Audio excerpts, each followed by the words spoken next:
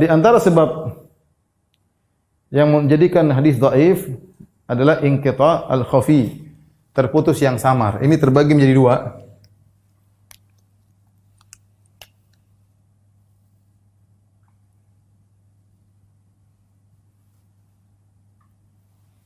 Yang pertama namanya al-mursal khafi.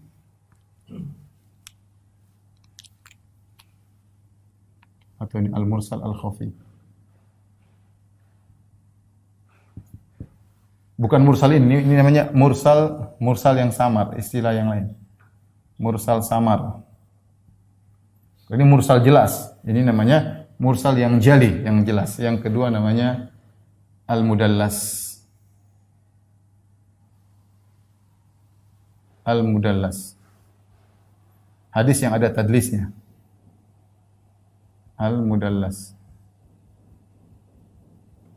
Apa bedanya mursal khafi, mursal yang samar dengan hadis al-mudallas? Kalau mursal khafi adalah perawi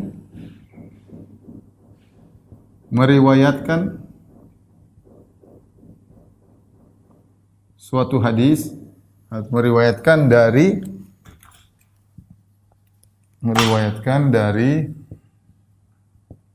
perawi yang bertemu dengannya, perawi yang dia pernah bertemu dengannya.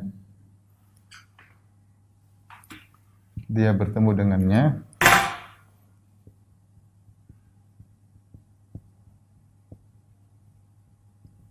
Namun tidak pernah meriwayatkan hadis darinya. Namun tidak pernah mendengar hadis darinya.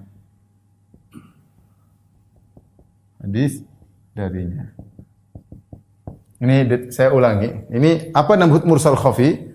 Mursal khafi itu adalah seorang si A dan si B ini. A dan si B.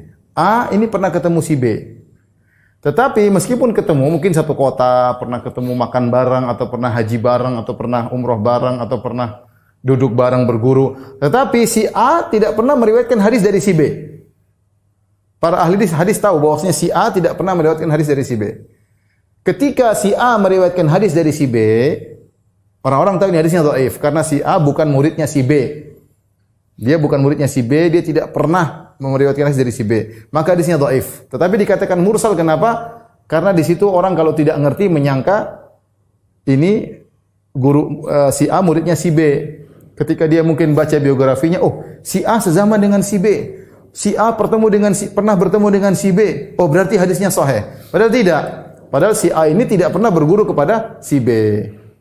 Maka riwayatnya dhaif. Tapi disebut dengan mursal yang khafi. Kenapa disebut khafi? Karena mereka pernah ketemuan. Beda dengan ini. Ketika tabi'in dari Nabi, jelas mursalnya jelas, jali, jelas karena tabi'in jelas tidak pernah ketemu dengan Nabi, pasti hadisnya terputus. Pasti hadisnya terputus. Beda dengan perawi si A meriwayatkan dari si B, yang si A dan si B pernah ketemu, tetapi si A tidak pernah berguru kepada si B. Ketika dia meriwayatkan hadis, orang yang tidak paham menyangka hadisnya sahih, tapi ternyata dia hadis yang mursal khafi, mursal tapi samar. Mursal tapi samar.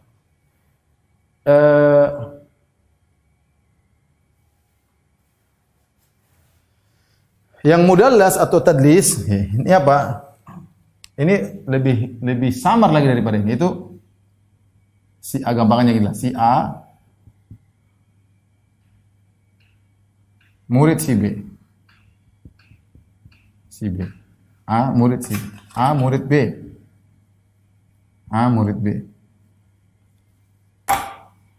Dan biasa meriwayatkan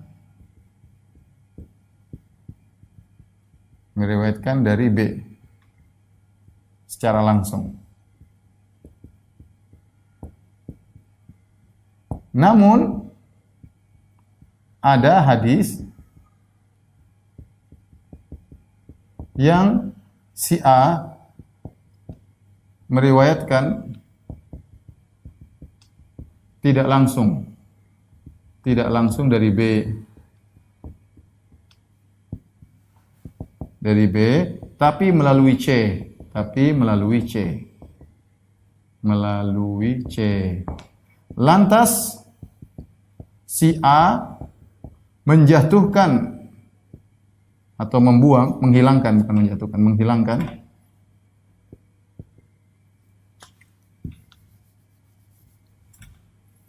menghilangkan C dalam sanad karena ada sebab.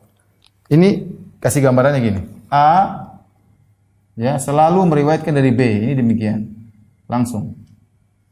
Namun dalam satu kondisi A tidak demikian. Dia meriwayatkan satu hadis A dari C dari B. Akan tetapi ternyata si C ini bermasalah. Ini bermasalah. Mungkin dia agak lemah, agak dhaif ya. Maka bagaimana? Si A langsung dia meriwayatkan dari ketika dia meriwayatkan hadis, dia langsung loncat dari A, dia langsung loncat ke B. Dia langsung ke B, tapi dia menggunakan sighah misalnya an dari. Dia tidak mungkin mengatakan haddatsani telah menyampaikan kepadaku. Karena kalau dia menyampaikan, dia menyatakan si B telah menyampaikan kepadaku, dia pembohong berarti.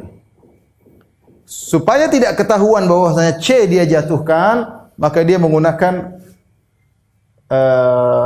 sighah periwayatan dengan an dari. An artinya apa? Dari. Sehingga dia tidak bohong. Si A dia mengatakan dari A dari B. Padahal ada C yang dijatuhkan. Dia tidak bohong. Ternyata diperiksa di sini bermasalah. C ini bermasalah. Makanya hadis disebut dengan hadis mudallas ya. Hadis Hadis mudallas ya. Yang terkadang jadi masalah kalau berurutan ya. Ya, jadi begini misalnya. Contoh A B C D E. Ini semua ketemu.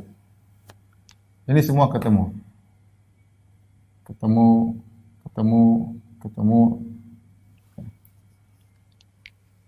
Kemudian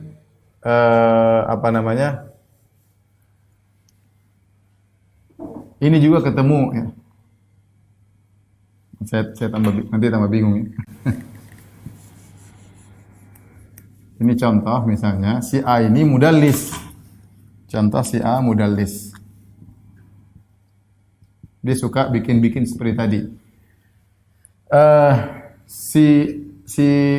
Si B ketemu dengan si C juga muridnya si D juga muridnya si A. Si B juga muridnya si D. B ini punya guru C, punya guru juga D, ya. Tetapi dan dua ini siqah, ini dhaif misalnya. Dhaif si C.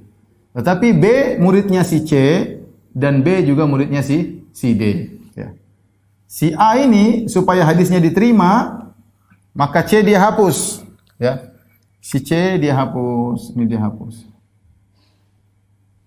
Dia langsung meriwayatkan A mengatakan haddatsani B an D. Orang tidak sadar karena orang tahu si B memang juga muridnya D. Tapi dia menggunakan kata an. Kalau seandainya B tidak ketemu D, jelas namanya munqati, terputus. Tapi B ini ternyata adalah muridnya D juga. Selain dia muridnya C, dia juga sering meriwayatkan dari D secara langsung. Kali ini supaya tidak ketahuan yang jatuh C, si A dia melakukan trik. Tadi namanya trik. Maka dia bilang haddatsani B, telah menyampaikan dari B. B an D dari D. D dari E misalnya. Orang menyangka hadisnya sahih, ternyata dia tadlis. Nah, kalau seorang perawi dikenal dengan mudallis, dia tidak boleh diterima riwayatnya kecuali semua sanadnya dia mengatakan haddatsani. Kecuali semua sanadnya mengatakan haddatsani. Dia harus bilang A qala haddatsani B, qala haddatsani C, qala haddatsani D, qala haddatsani E. Karena kalau haddatsani itu berarti telah menyampaikan secara langsung. Tapi kalau dia menggunakan an, maka ditolak hadisnya karena bisa jadi dia menggunakan ini adalah trik untuk menjatuhkan rawi yang dhaif menurut dia. Ya, mudah-mudahan bisa dipahami. Ini sementara itu ya. Tapi tolong dihapus, difoto dulu dihapus, tapi bagian ini aja dihapus. Yang tiga ini jangan. Sebentar.